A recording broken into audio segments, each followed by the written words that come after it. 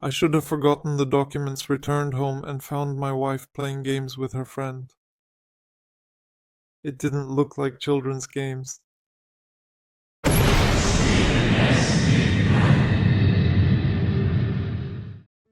have a wife, Michelle. She is 31.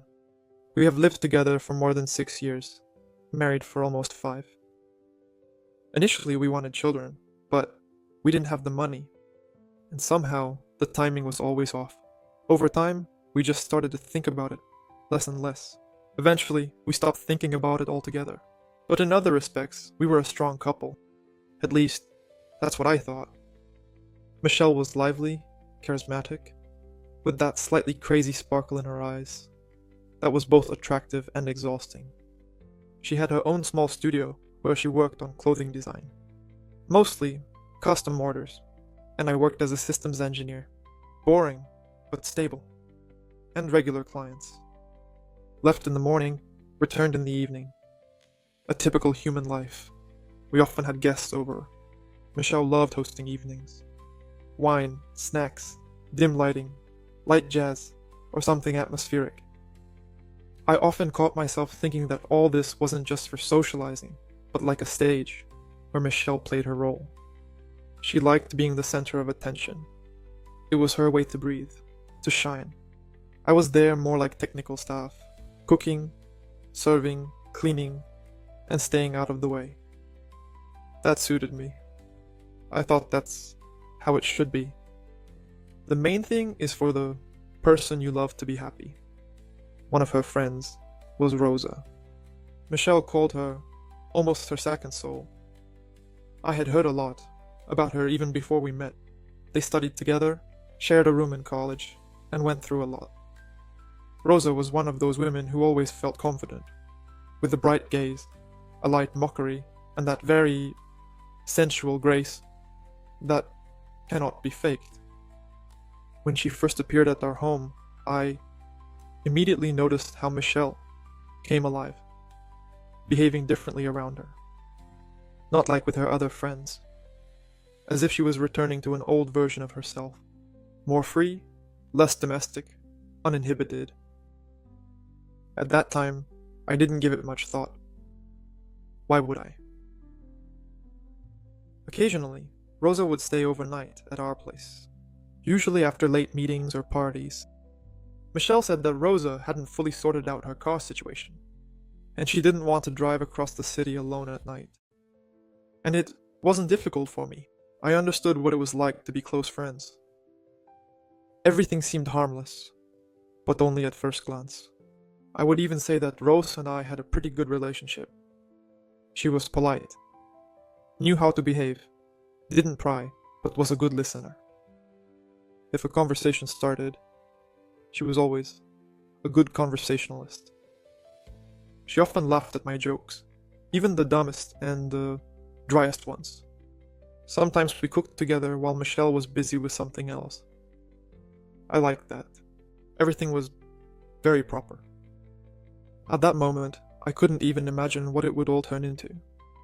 It seemed to me that our life was just moving along its own orbit, sometimes gray, sometimes bright, but stable, without upheavals. That day was a Sunday, and I was planning to visit my friend Mark. We hadn't seen each other for a long time, and his car had just broken down. I needed to help with the diagnostics. Michelle was at home. Surprisingly, she was in a calm mood. She was wearing sports leggings and a loose sweater.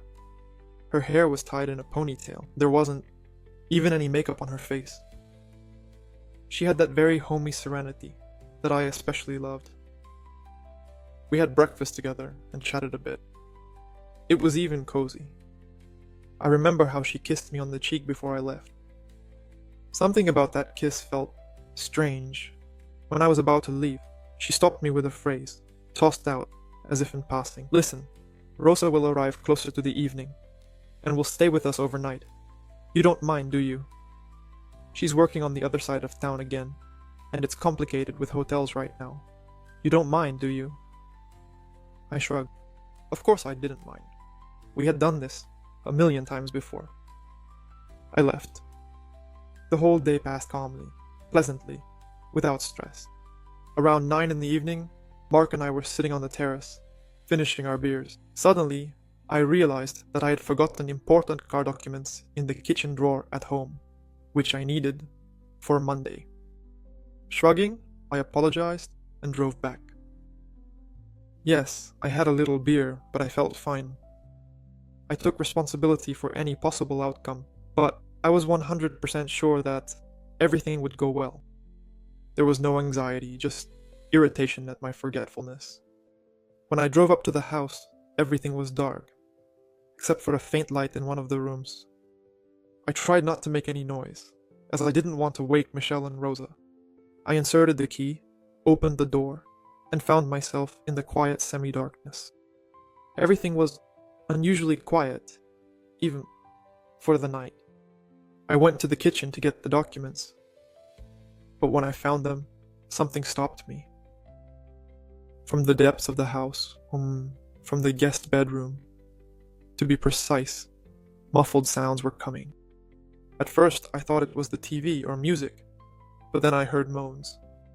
At first quiet, then a bit louder. And there was something in them, something extremely intimate. And then I froze. In the house, there were only Michelle and Rosa. 1,000 scenarios flashed through my mind in a second. What if there are men here too? I went quietly, without turning on the light, passed by the corridor, and approached the guest room door. It wasn't closed, but it was tightly shut. Through the crack came rhythmic and restrained whispers, breathing, and, again, 2 female voices. I didn't decide right away. I felt like I was about to go crazy. My heart was pounding somewhere in my throat. I took out my phone just in case. I suddenly needed it. Then, without realizing it, I carefully pushed the door. What I saw hit me like a bullet. They were lying on the bed. Michelle was completely naked, her body enveloped by touches and kisses. Rosa was lying between her legs, and Michelle was moaning as if she had forgotten the whole world. They were not acting like friends in this moment. It was something else, as if long familiar, rehearsed, as if not for the first time. I didn't make a sound. I just stood there. My eyes were ready to pop out of their sockets. The phone in my hand was still recording. I was gripped by an icy cold. Not from resentment, but because I had lost some point of reality. I didn't know what to do, what to say, how to react. It was a shock. The purest, paralyzing shock. My wife and another woman, not a man. What do you do in such a case? I turned around and left just as silently. Only later in the car did I start to shake. I sat staring at the steering wheel, with one thought spinning in my head. Why? I didn't go back to Mark. I didn't call anyone. I just drove around the city, aimlessly, without direction. Several times I drove up to the embankment, stopped a couple of times at 24-hour supermarkets, and once I just stood in the parking lot near some gas station, staring into the darkness. I put my phone in the glove compartment and didn't touch it until morning. I didn't cry, I didn't scream. I didn't feel anything at all. It was as if my emotions had gone into hibernation, leaving only a hum, the hum of emptiness, the hum of internal paralysis. Everything I knew about our life now seemed like a piece of theatrical scenery. For the first time ever, I felt like a stranger in my own reality. I returned closer to morning. Michelle was in the kitchen. Her hair was slightly tousled, wearing the t-shirt. She slept in. There wasn't a trace of worry on her face. She asked why I didn't come back yesterday, and I just said that I stayed at Mark's because it was late. She nodded, and that was it. Not a hint of suspicion. Not a single mention of Rose. She acted as if nothing had happened. Neither at night, nor in the house, nor between them. And honestly, that was even scarier than if she had tried to lie or make excuses. The following days were a blur. I worked, ate, slept, smiled when I had to. But inside, everything was buzzing. I didn't ask about anything, didn't talk about anything, just observed. Michelle was herself, even more affectionate than usual. She suggested spending the weekend together, asked if I wanted to go to a restaurant with her. At some point, she started discussing vacation ideas. Everything seemed like she wanted to make amends for something, yet she wouldn't admit it. I started digging through our conversations from the past few months, began to notice where she abruptly changed the subject when Rose was mentioned. I recalled how she once, a few weeks ago, said that Rose was going through a divorce and really needed our support, so she would often stay overnight. Back then, it didn't seem strange to me, but now, it looks extremely foolish. I started to realize, what if this had been happening for a long time?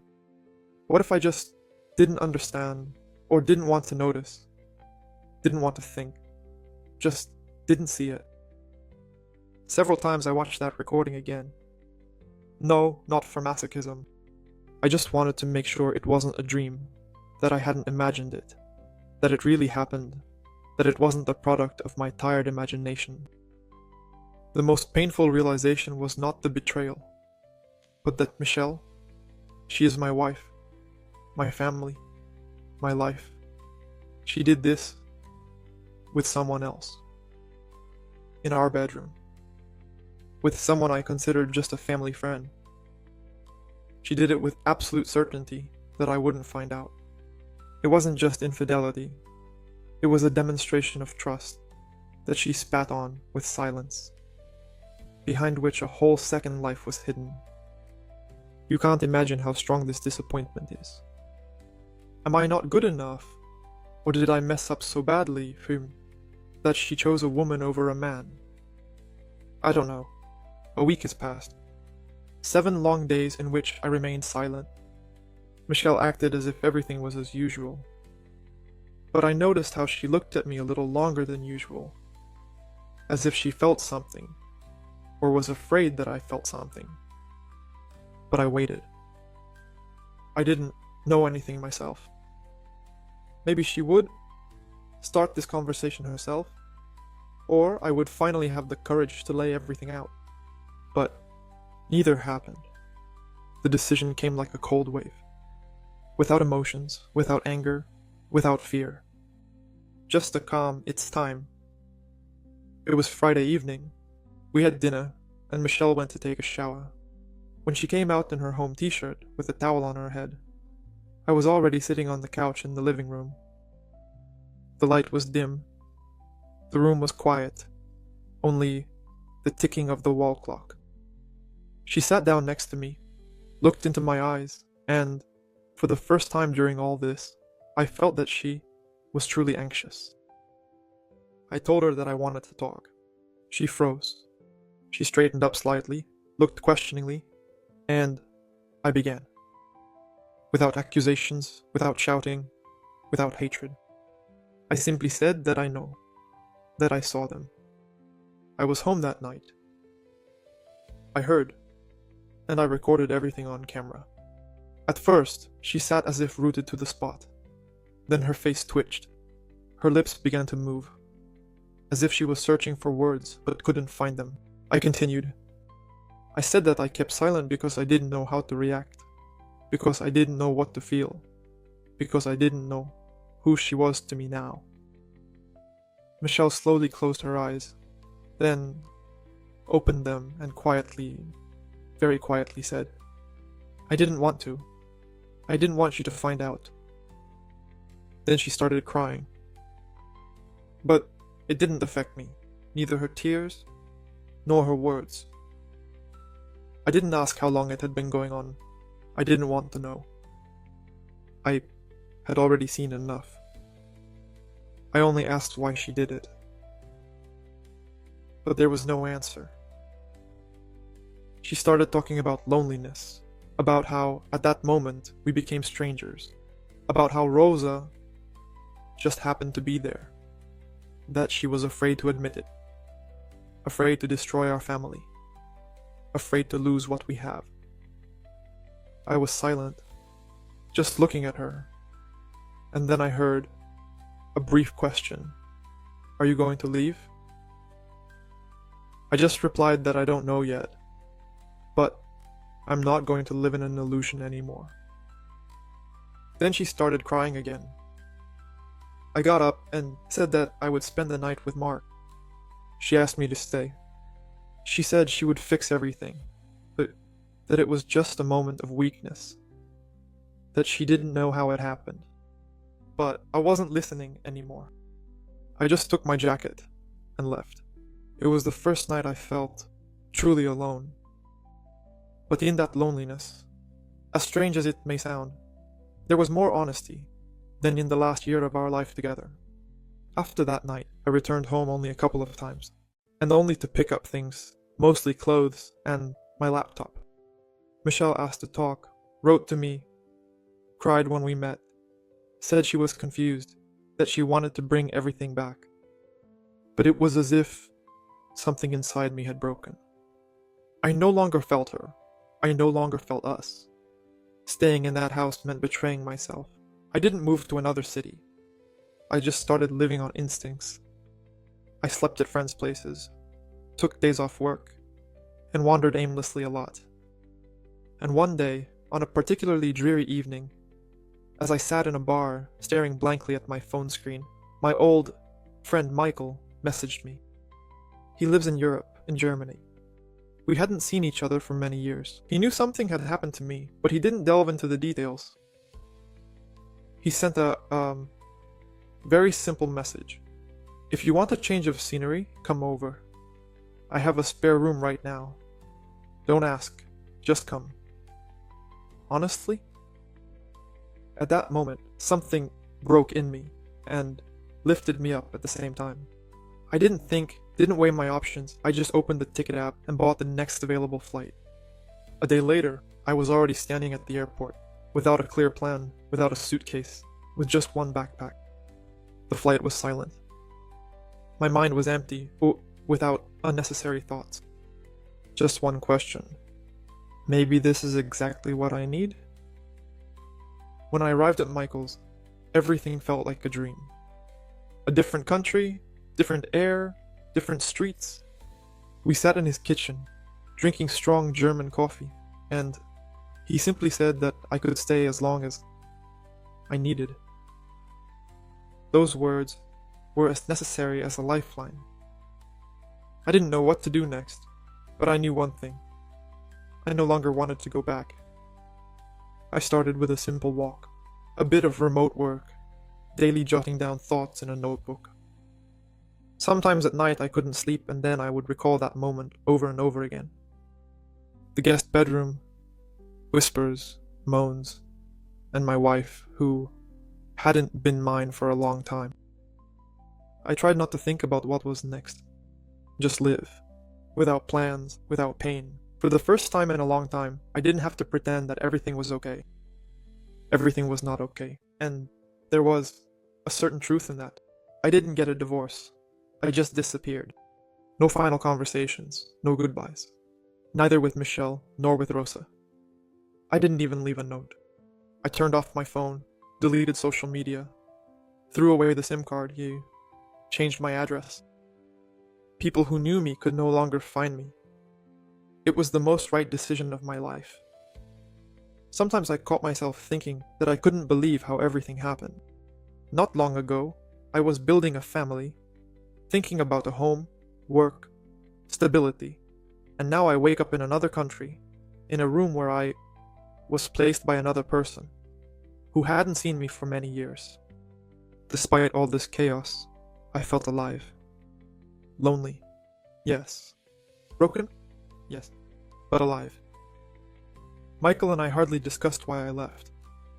He was one of those guys who knew how to keep silent and make you feel safe nearby.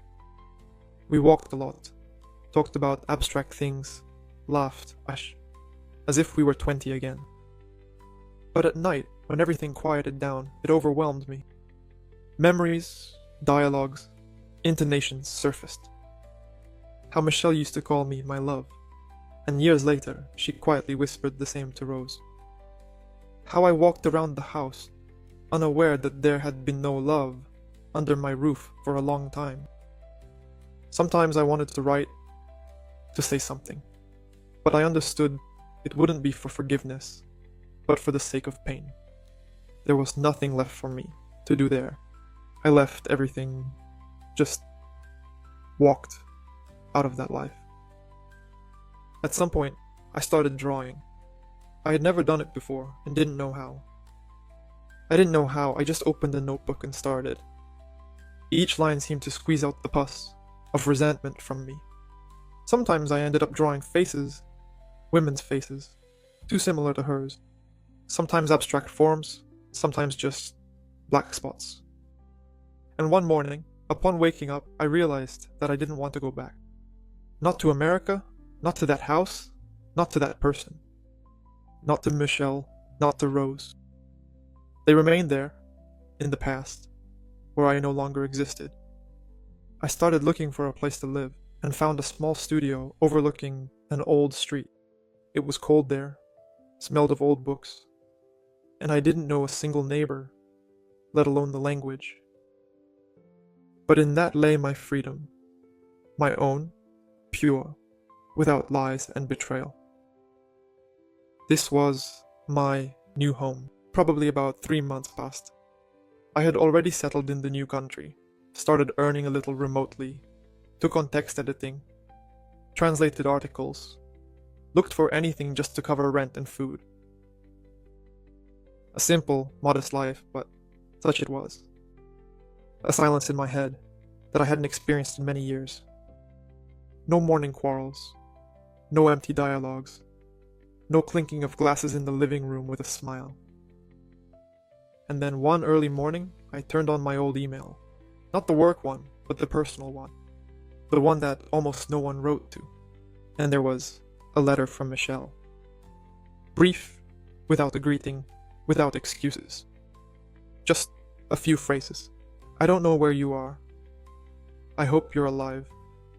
Rose and I are no longer in touch. She left, saying she can't look me in the eye. I'm not seeking forgiveness.